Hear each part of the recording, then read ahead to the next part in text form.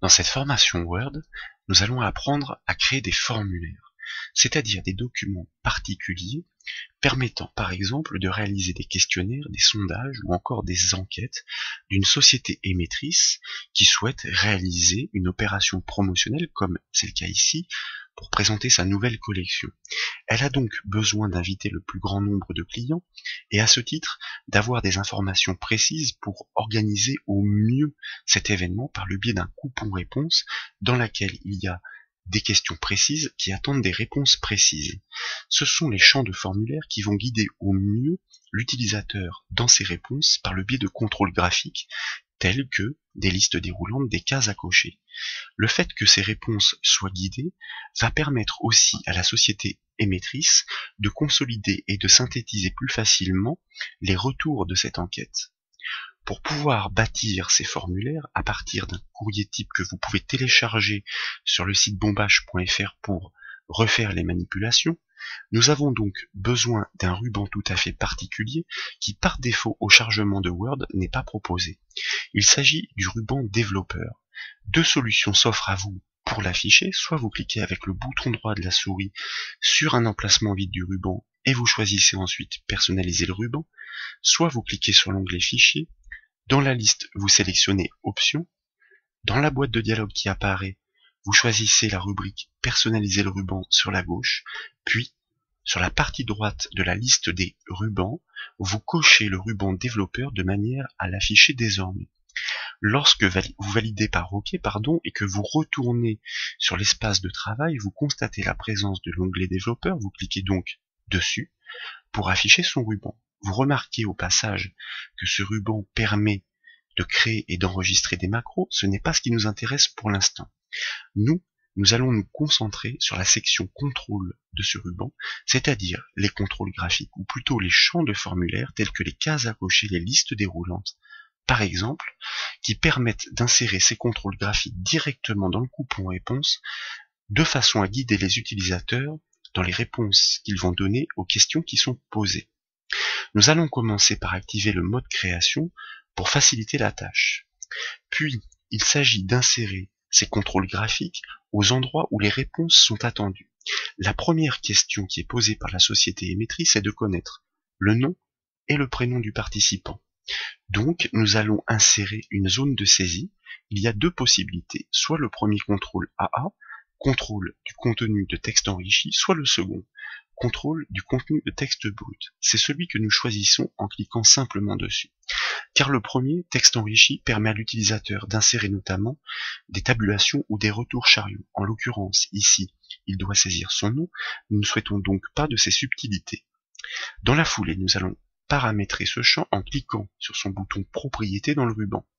Dans la boîte de dialogue qui apparaît, nous n'avons spécifiquement pour ce contrôle pas besoin de saisir ni son titre, ni sa balise.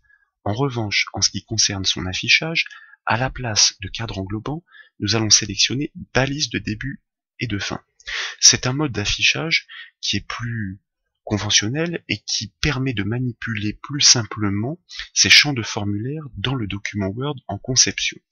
Vous remarquez qu'il est possible d'attribuer un style de mise en forme directement à cette zone de saisie, de manière à modifier l'aspect des informations qui seront tapées. Mais nous pouvons le faire manuellement, ce que nous ferons. Vous constatez enfin qu'il est possible d'autoriser le retour chariot, c'est-à-dire la touche entrée dans la saisie. Comme il s'agit d'un nom, encore une fois, nous ne cochons pas cette case. Nous validons ces réglages par OK. Nous obtenons bien notre champ de formulaire délimité par une balise de fin et une balise de début. Si nous avions saisi une information dans la boîte de dialogue pour la balise, le texte apparaîtrait dans la balise de début à cet emplacement. En revanche, nous allons modifier le texte par défaut de cette zone de saisie, encore une fois, afin de guider au mieux l'utilisateur dans sa démarche.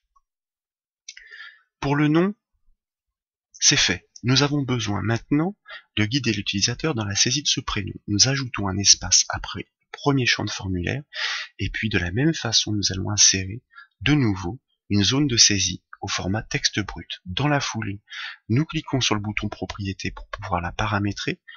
Comme tout à l'heure, à la place de cadre englobant, nous allons choisir l'affichage balise de début fin. toujours pour les mêmes raisons, et dans la foulée, là encore, nous allons modifier le texte par défaut pour mieux guider l'utilisateur. Votre prénom. Jusque-là, pas d'ambiguïté pour lui, effectivement, les informations à saisir semblent très simples. Il s'agit maintenant de passer à la suite du questionnaire.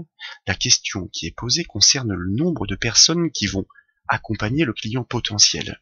Plutôt que de lui permettre de saisir cette information, nous allons le guider dans ses choix grâce à une liste déroulante. Donc, nous nous plaçons sur la ligne qui suit par un majuscule entrée afin, par exemple, de rester dans le même paragraphe, puis dans la section contrôle du ruban développeur, nous allons sélectionner une liste déroulante, c'est-à-dire une liste à choix multiples. Bien entendu, pour que ces choix soient guidés, il nous faut paramétrer cette liste déroulante, donc nous recliquons sur le bouton propriété. Comme tout à l'heure, nous allons choisir, pour des raisons d'homogénéité aussi, le mode d'affichage balise de début fin, et vous remarquez que spécifiquement pour ce type de contrôle, il y a une zone ici qui doit afficher tous les choix que l'on va proposer à l'utilisateur. Donc ce premier choix ne nous intéresse pas, nous allons le sélectionner et à l'aide des boutons qui sont proposés sur la droite, le supprimer. Il s'agit maintenant d'ajouter 4 choix, une personne, 2 personnes, 3 personnes ou 4 personnes. Ce seront les seuls choix qui seront proposés à l'utilisateur. Il ne pourra faire aucun autre choix supplémentaire. Donc, le formulaire permettra ainsi de guider au mieux l'utilisateur dans sa démarche. Pour pouvoir ajouter des éléments à cette liste déroulante, nous cliquons sur le bouton ajouter et nous tapons le premier choix, une personne, et nous devons réitérer l'opération pour chacun des éléments qui seront présents dans cette liste déroulante. 2 personnes, nous validons par OK, nous cliquons sur ajouter, 3 personnes, puis le dernier choix, nous cliquons sur le bouton ajouter, 4 personnes, et le tour est joué. Notez que si vous souhaitiez par exemple modifier l'ordre d'apparition des éléments dans la liste, il y a sur la droite les boutons monter et descendre qui permettent de modifier la hiérarchie de ces éléments dans la liste déroulante. Nous avons donc intégré tous les choix que nous souhaitons proposer à l'utilisateur dans la liste déroulante. Nous allons voir ce que cela donne en cliquant sur le bouton OK. En mode création, la liste déroulante ne propose pas cette petite flèche. Avant de la tester, nous allons là encore modifier le texte par défaut en le sélectionnant dans sa balise et puis en tapant une indication qui va encore une fois guider au mieux l'utilisateur. Veuillez choisir le nombre de personnes.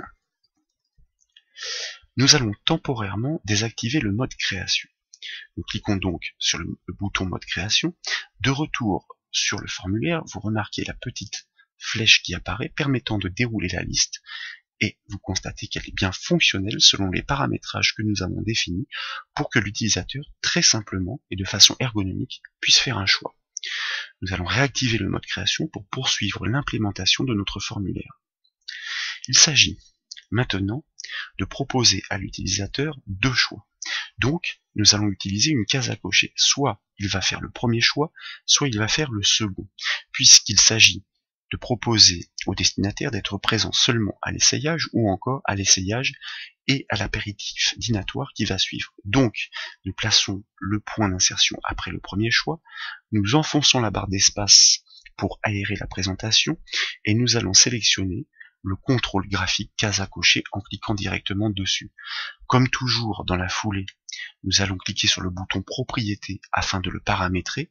Nous accédons donc à sa boîte de dialogue pour, comme toujours là encore, choisir un mode de présentation uniforme, c'est-à-dire balise de début, fin. Nous cliquons sur OK. Vous remarquez avant cela que le symbole par défaut de la case à cocher est celui-ci et de la case décochée est celui-ci. Nous pourrions même modifier cette symbolique. Nous n'en faisons rien ici. Et nous cliquons sur OK. Alors il faut bien penser à réactiver le mode création.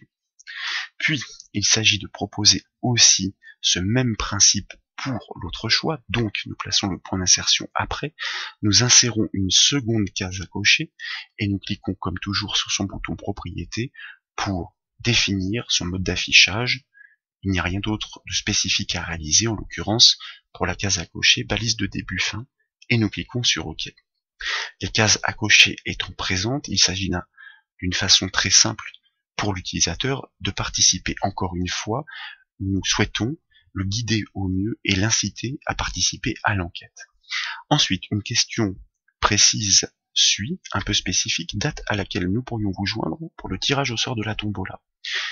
Les contrôles de formulaire de Word permettent d'afficher des petits contrôles calendrier qui permettent à l'utilisateur de sélectionner facilement et précisément une date, en plus avec un format standard au format date.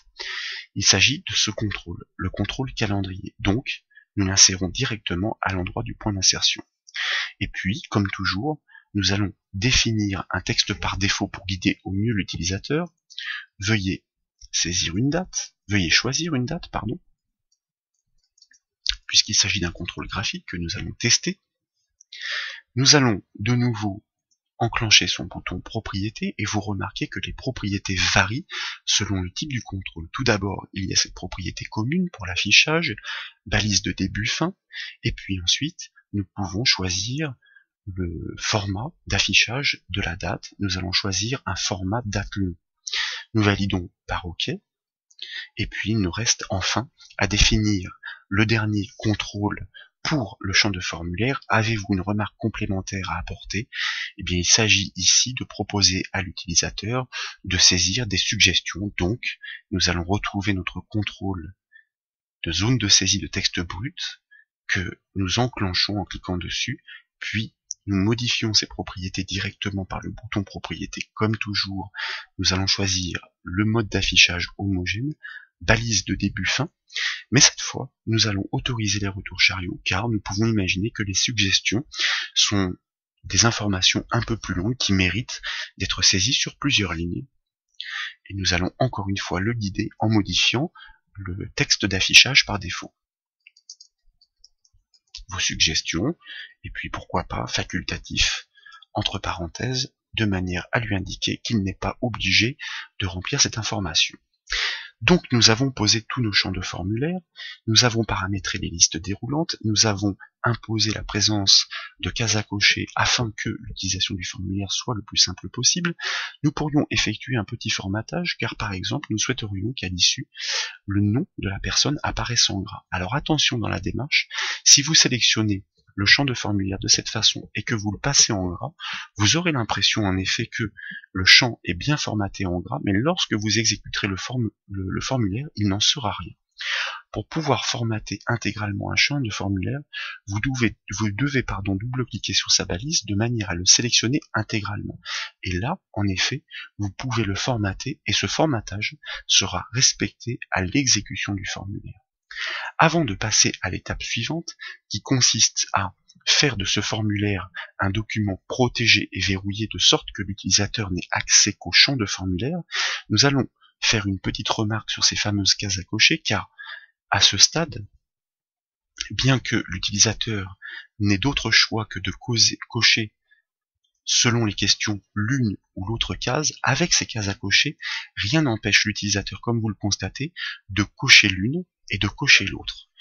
Ce n'est pas très grave dans notre cas, puisque ça semble couler de source. Sachez néanmoins qu'il existe des contrôles spécifiques que l'on trouve toujours dans ce ruban développeur et qui permettent de pallier ce problème. Il faut alors dérouler ce petit bouton outil hérité et choisir parmi les contrôles ActiveX. Il s'agit en fait de contrôles que l'on peut piloter par le code VBA, Visual Basic, pour Word en l'occurrence ici. Vous voyez, il s'agit de cases d'options, de boutons d'options, et lorsque vous affichez les propriétés, et bien cette fois-ci, ce n'est plus une petite boîte de dialogue, mais un petit volet qui s'affiche. Et bien pour ces cases d'options, à chaque fois que vous en ajouterez, vous leur attribuerez le même nom dans la propriété group name de manière à ce qu'ils soient pilotés ensemble. Et le fait d'en cocher une décochera toutes les autres. C'est la méthode qui permet en effet de faire en sorte que des cases à cocher ne puissent pas se cocher ensemble. Dans notre cas, comme je vous le disais, ce n'est pas bien grave. Nous allons garder nos cases à cocher qui sont certes classiques mais tout à fait fonctionnelles. La première étape pour la construction d'un formulaire consiste donc dans un courrier type explicite d'insérer les champs de formulaire précis pour guider l'utilisateur dans ses réponses par rapport aux questions qui ont été posées. Il s'agit maintenant de verrouiller et de protéger ce formulaire, c'est la deuxième étape. Pour verrouiller ce formulaire, maintenant que tous les champs sont posés, nous cliquons sur le bouton Restreindre la modification du ruban et nous constatons qu'un volet Restreindre la modification apparaît sur la droite. La première case à cocher ne nous intéresse pas ici, limiter la mise en forme à une sélection de styles. Je vous rappelle que nous avions cette case à cocher dans la boîte de dialogue des propriétés, mais nous ne l'avons pas utilisée pour mettre en forme nos champs de formulaire. Nous avons seulement mis en forme de façon classique le nom. Donc, nous ne la cochons pas. Par contre, pour pouvoir verrouiller ce formulaire, il est impératif à l'issue de cocher cette case de la deuxième étape, restriction de modification. Sinon, le formulaire ne peut pas être exploité et exécuté. Et dans la liste, vous devez impérativement choisir l'option remplissage de formulaire. C'est le seul mode qui permettra de verrouiller tout le texte du document, mais de laisser libre accès au champ de formulaire, liste déroulante et case à cocher. Tous les autres sont des modes d'affichage en lecture seule, ça veut dire que les champs de formulaire ne seraient pas opérationnels. Nous choisissons donc remplissage de formulaire, et dans la foulée donc, il faut bien penser, vous constatez que la case est grisée, préalablement à décocher ou à désactiver le mode création. Sinon quoi, nous ne pouvons pas activer la protection. Donc on décoche, on désactive plutôt le mode création, on clique sur restreindre la modification, on coche la case restriction de modification, on choisit remplissage de formulaire et on active la protection. Et comme on active la protection, bien entendu, il nous est proposé de saisir un mot de passe afin que quiconque ne puisse désactiver la protection du document et effectivement le modifier. Lorsque vous cliquez sur OK, le formulaire est verrouillé. Il est en mode exécution, nous allons même désactiver les caractères masqués de façon à avoir un rendu global, et vous remarquez que lorsque vous êtes sur ce document, qu'il convient maintenant de joindre à tous les destinataires par mailing list, ils le recevront tel quel, il n'est pas possible de sélectionner le texte du document et donc de le modifier. Par contre, en effet, seuls les champs de formulaire sont disponibles, donc l'utilisateur est vraiment guidé dans la démarche. Nous allons faire une petite simulation, nous allons rentrer les informations comme si nous étions un des clients potentiels. Remarquez que le nom est bien mis en gras comme nous l'avions défini. La touche tabulation va nous permettre d'activer directement le prochain champ de formulaire, et donc continuons de saisir les informations, et vous remarquez que pour la prochaine question, nombre de personnes vous accompagnant. Lorsque vous enfoncez la touche tabulation du clavier, le contrôle est sélectionné, la petite flèche apparaît, si bien qu'il est très simple pour l'utilisateur en quelques clics de sélectionner et de répondre simplement aux questions qui lui sont posées. Vous serez présent pour, et par exemple, essayage plus apéritif. Vous remarquez que dans la foulée, le champ de formulaire suivant s'active. Il s'agit du contrôle calendrier. Il est là encore très simple visuellement et graphiquement de définir une date qui là aussi se met en forme selon le format que nous avions défini. Et enfin, nous accédons à la dernière partie du formulaire qui permet de pouvoir effectuer les suggestions, mais qui sont ici facultatives. Donc vous voyez tout l'intérêt et la puissance des formulaires avec Word. Leur mise en œuvre est très simple. Pour une société émettrice, encore une fois, l'objectif est de pouvoir inciter le plus grand nombre à participer à l'enquête et de faciliter la récolte et la synthèse des résultats du questionnaire. Voilà, j'espère que cette formation vous a plu. Si c'est le cas, je compte sur vous pour mettre un petit j'aime à la vidéo.